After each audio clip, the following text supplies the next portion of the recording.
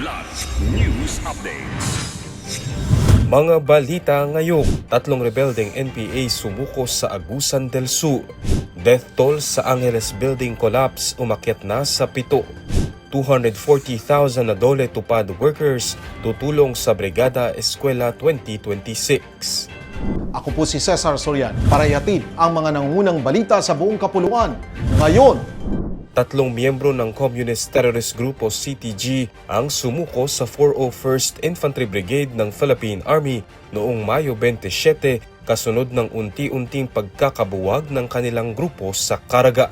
Kinilala ang mga sumuko na sina Edelberto Eda alias Toto o Migs, Belenda Eda alias Nene at Hazel Bautista alias Chimbi na pawang kabilang sa Security Unit ng Regional Operations Command ng Northeastern Mindanao Regional Committee o NEMRC.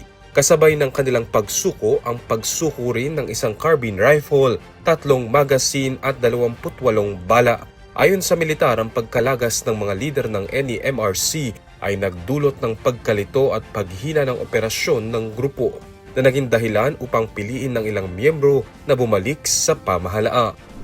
Umabot na sa 7 ang bilang ng mga nasawi matapos gumuho ang isang under construction na siyam na palapag na gusali sa Barangay Balibago, Angeles City, Pampanga.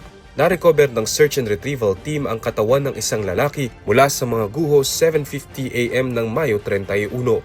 Ayon kay Mayor Carmelo Lazatin II, may natagpo ang vaccination cards sa lugar na posibleng makatulong sa pagkilala sa biktima. Ngunit sumasailalim pa ito sa beripikasyon sa ilalim ng Disaster Victim Identification o DVI process. Patuloy naman ang search, retrieval at clearing operations habang hinahanap pa ng mga otoridad ang iba pang posibleng biktima.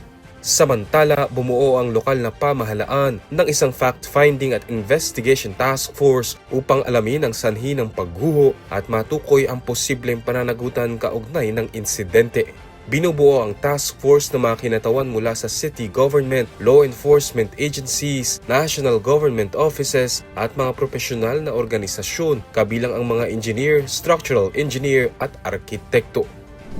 Magpapakilos ang Department of Labor and Employment o DOLE ng 240,000 na benepisyaryo ng tulong panghanap buhay sa ating disadvantaged o displaced workers o TUPAD program upang tumulong sa Brigada Eskwela 2026 sa mahigit 5,000 paaralan sa buong bansa. Simula ngayong Hunyo, magsasagawa ang mga manggagawa ng paglilinis, pagpipintura, pagkukumpuni at iba pang maintenance work sa tinatayang 240,000 na silid-aralan bilang paghahanda sa pagbubukas ng school year 2026 to 2027.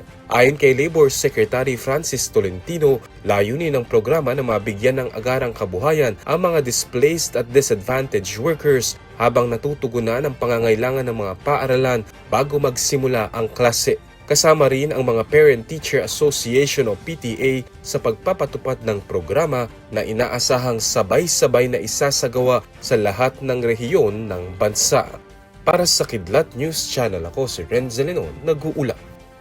ako po si Cesar Soriano kasama nyo sa bawat pagputo ng balita.